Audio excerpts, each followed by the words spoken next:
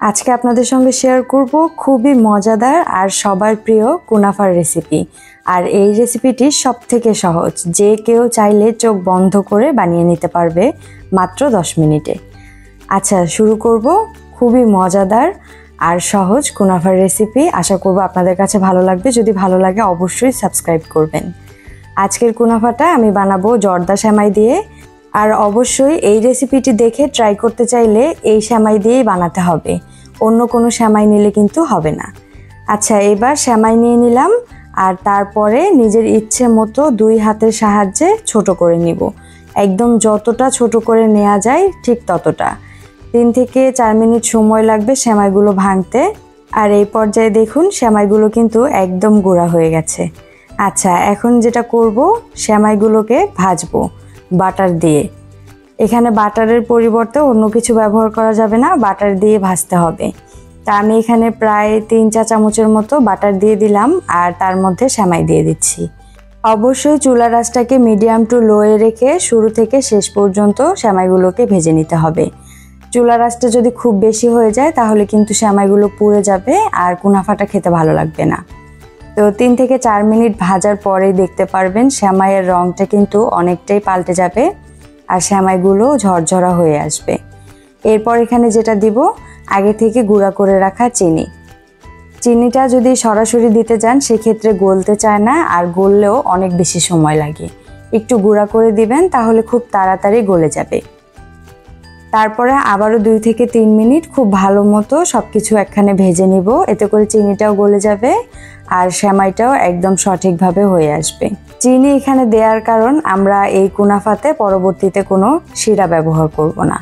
আর এই পর্যায়ে দিয়ে দিলাম কিছু কাঠবাদাম আর কাজু বাদাম একদম চিকন করে কেটে। এটা দেওয়ার ফলে খেতে আরও বেশি ভালো লাগে, তবে যারা বাদাম পছন্দ করেন না তারা না দিলেও চলবে। সেমাইটা হয়ে গেছে, নামিয়ে নিলাম। আর আরেকটা প্যানের মধ্যে দিয়ে দিচ্ছি 1.5 কাপ পরিমাণে গরুর দুধ। দুধটা বলক আসার পরে 2 থেকে 3 মিনিটের মতো সময় নিয়ে দুধটাকে ভালো করে জাল দিয়ে নিব। এরপর দিয়ে দিচ্ছি কনডেন্স মিল্ক, তবে আপনারা হাতের কাছে না থাকলে চিনিও ব্যবহার করতে পারেন, নিজেদের পছন্দ মতো যতটুকু মিষ্টি খেতে চান ততটুকু। এরপর 1 চা চামচ কর্নফ্লাওয়ারের মধ্যে 3 চা চামচ পানি দিয়ে খুব ভালো মতো মিশিয়ে নিয়েছিলাম, সেটা দিয়ে দিব। আর প্রতিটা জিনিস দেওয়ার পরে খুব ভালো মতো সঙ্গে সঙ্গে নেড়ে মিশিয়ে নিতে হবে, না হলে নিচের দিকে জমাট বেঁধে যায়। আর কর্নফ্লাওয়ারটা দেওয়ার সময় এই জিনিসটা আরও ভালো মতো খেয়াল রাখতে হবে, না হলে এটা জমাট বেঁধে যায়। এরপর ব্যবহার করব ক্রিম চিজ, তবে হাতের কাছে যদি অন্য কোনো চিজ থাকে সেটা দিয়েও বানিয়ে নিতে পারবেন। আমি 2 চা চামচ পরিমাণে দিয়ে দিলাম আর অপেক্ষা করব চিজগুলো গলে আসা পর্যন্ত। আচ্ছা, এই পর্যায়ে চাইলে এভাবেও নামিয়ে নিতে পারবেন, আবার নিজেদের পছন্দ মতো যে কোনো ফ্লেভার দিয়ে দিতে পারবেন। আমি এখানে ভ্যানিলা এসেন্স দিয়ে দিলাম 4 থেকে 5 ফোঁটার মতো। এই ফ্লেভারটা বাসায় সবাই অনেক পছন্দ করে তাই, তবে আপনারা নিজেদের পছন্দ মতো যে কোনো ফ্লেভার অ্যাড করতে পারবেন। সব কিছুকে আবারও খুব ভালো মতো মিশিয়ে নিব আর অনবরত এরকম নাড়তে থাকবো। নাড়তে নাড়তে যখন ঘন হয়ে আসবে তখন নামিয়ে ফেলতে হবে। খুব বেশি ঘন করে নামাতে যাবেন না, কারণ এটা একটু ঠান্ডা হয়ে গেলে আরও বেশি ঘন হয়ে যায়। এই পর্যায়ে ঘনত্বটা একদম ঠিক আছে, আমি নামিয়ে নিচ্ছি।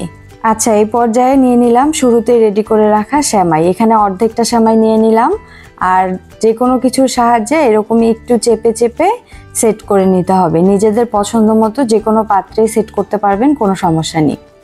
তারপরে রেডি করে রাখা সমস্ত ক্রিম দিয়ে দিলাম। এরপর যে কোনো কিছুর সাহায্যে এইভাবে করে চারিদিকে ছড়িয়ে দিতে হবে। একদম সাইডে লেগে গেলেও কোনো সমস্যা নেই, এই কুনাফাটা বানাতে আপনার কোনো রকম সমস্যায় পড়তে হবে না। আচ্ছা, ক্রিমগুলো খুব ভালো মতো দেয়া হয়ে গেলে অর্ধেকটা সেমাই যে রেখে দিয়েছিলাম সেগুলো উপর দিকে দিয়ে দিচ্ছি। এই উপর দিকে সেমাইটা একটু সাবধানে দিতে হবে, কারণ একবার দিলে সেটা আর উঠিয়ে অন্য জায়গায় দেয়া যাবে না। সব দিকে সমানভাবে যাতে দেয়া হয় সেদিকে খেয়াল রাখতে হবে।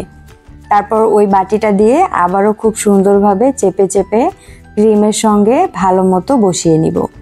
এতে করে কুনাফাটা খুব সুন্দর একসঙ্গে লেগে যায় আর কোনো সমস্যা হয় না। এরপর 1 ঘন্টার জন্য ফ্রিজে রেখে দিতে হবে আর 1 ঘন্টা পর নামিয়ে এরকম একটা প্লেটের সাহায্যে উল্টে নিলেই হয়ে যাবে। তবে আপনারা চাইলে যে পাত্রে এটা সেট করেছিলেন সেই পাত্র থেকে কেটে সার্ভ করতে পারেন, কোনো সমস্যা নেই। এরপর নিজের পছন্দ মতো একটু সাজিয়ে নিব, চাইলে সাজাতেও পারেন নাও পারেন। তবে এটা খেতে কিন্তু দারুণ স্বাদের আর অনেক সহজ। এই রেসিপিটি চাইলে যে কেউ বানিয়ে নিতে পারবে। উপর দিক থেকে যেমন ক্রিস্পি, ভিতর দিক থেকে তেমনই ক্রিমি। আশা করব রেসিপিটি অবশ্যই ভালো লাগবে। যদি ভালো লাগে তাহলে লাইক দিয়ে পাশে থাকবেন। আজকের মতো এই পর্যন্তই। আল্লাহ হাফেজ। আসসালামু আলাইকুম।